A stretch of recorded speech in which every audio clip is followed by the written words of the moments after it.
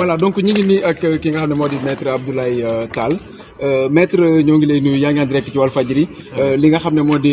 kii la di Ousmane Sonko dañu wax ne notifié nañ ko en garde à vue donc lan nga ñu ci mën a leeral en tout cas de manière large ci mbir moomu léegi. waaw bon comme ni ko sama confrère yi waxee léegi notifié nañ que la mesure de garde à vue pour 2 infractions c'est-à-dire voire 3 benn bi mooy mbirum sàccum téléphone portable muy mbir mu reeru beneen bi violence et voie de fait ba ca topp maanaam appel à l'insurrection muy mbir yu leeru moom nag mu ngi ci jàmm la mu comportement ba mu am ci biir am na ko ci biir mais liñ ciy ñaawlu rek mooy génn nañ def ko ci anam boo xam Sénégalais yi xaaruñu ko woon jamono ji nga xam ne ni ñu ngi foog ni ñu ngi ci moment de décrispation de l'espace politique tey ñëw nañ bett peuple sénégalais bi ak procéder à l'arrestation sur des fondements fallacieux du président Ousmane Sonko. def nag la ñuy def dañu pare pour endosser l'entière responsabilité de l'acte qu'il vient de poser mais également des conséquences qui en découleront. xaaruñu woon loolu je pense que Ousmane Sonko depuis quelque temps il fait l'objet de violations répétées et répétitives. Il a fait l'objet de séquestration pendant presque 60 jours sans aucune base judiciaire ni aucune décision administrative. tey jii ñu yeewu nañ yendu nañ gis nañ ni dem na juma bi ñibbisi incident am na ci anam boo xam ne mënoon na ñàkk maanaam di taxaw di ko filmer à son insu et contre son gré ñu taxaw mu am ci comportement pour protéger son image en vertu du droit à l'image consacré par des textes et protégé par doit être garanti par l'État. tey jii à la suite de cet incident ñëw nañ di si ut si ay prox ndollu pour jaare fa nag di def loo xam ne xañ na tëggoon nañ ko bu yàgg waaye nañu xamante ni dañuy jàpp ni ñun en tout cas si côté bi ma taxaw nii parce que li avocat yi wax du ma ci dellu du ma ko remettre en question waaye dañuy jàpp ni politique la te politique waxu politique moo koy tontu parti bi dina organiser wu pour xool naka la ñuy wéyalee ci politique ba nga xamante ni nasax bi ñuy jéem a chercher pour am ko ci jëmmi Ousmane Sonko wala def ko ci biir parti Pastef ba loolu du mës a antu te ci loolu la ñuy taxaw incha allah. mais li ñu jaaxal mooy notification garde à vue ba pare doo ko auditionné loolu ëlëm na journaliste yu bari bëggoon nañ nga leeral ñu ci. ak yeneen yu am ci biir lu ëlëm nit ñi du ma dugg ci fond wu dossier bi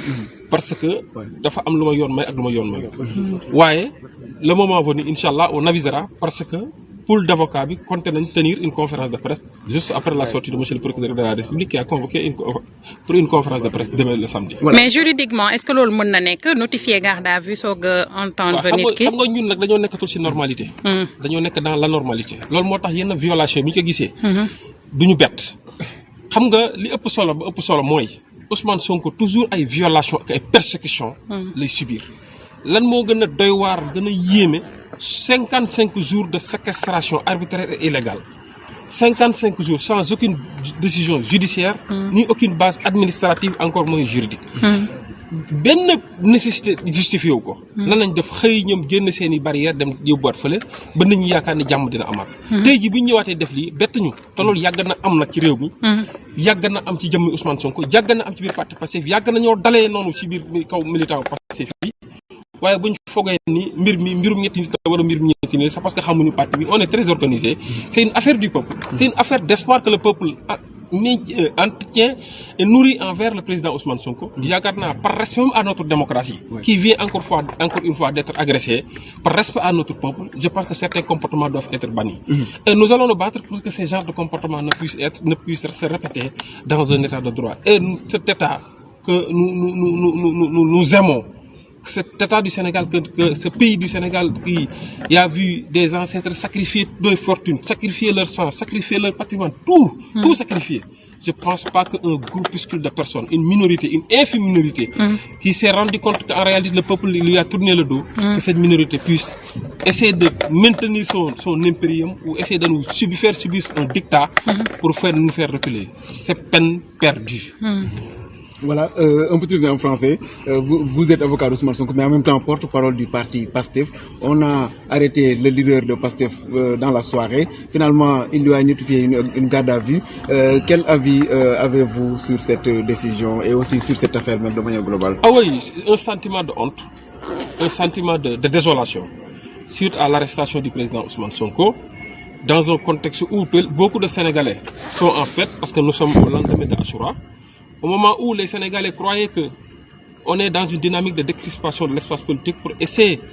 d'amener la stabilité et renforcer la paix. C'est en ce moment que tout le peuple sénégalais a eu la surprise d'apprendre et qu'effectivement le sieur Ousmane Sonko vient d'être arrêté. Arrêté, gardé à vue pour des motifs qui sont fallacieux. Je ne vais pas toucher le fond du dossier parce que le pool d'avocats a déjà communiqué sur cet aspect. Mais les arguments donnés pour procéder à l'arrestation ne sont que des prétextes pour pouvoir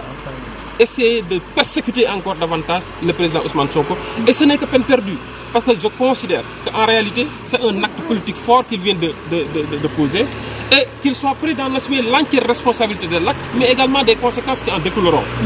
Autre chose, c'est un acte politique et tout acte politique, toute question politique mérite une réponse politique. Du côté du parti PASTEF, nous allons nous organiser pour apporter la réponse politique à l'acte politique que le parti vient de subir encore une fois.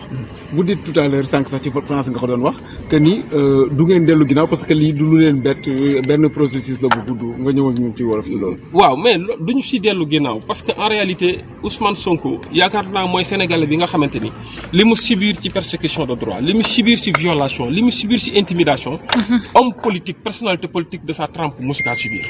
Parti politique les militants de PASTEF lu ñuy subir ci ay intimidation ci ay arrestation arbitraire ay persécution amul parti bu ko mës a subir loolu nag dafa wane ni ñoom ci seen i palang lañ nekk dafa wane ni yàgg nañ cee nekk mais ñun loolu bettuñu parce que parti bi yàlla dafa def ba muy judd dafa judd ci jafe-jafe judd ci ay fitna ñu teg ñu ay fitna ñuy màgg ci fitna ba taxaw ci fitna ba ay élection jaar fi ñu koy gagné. Je pense que c'est un message fort que le pouvoir en place doit décortiquer et comprendre ainsi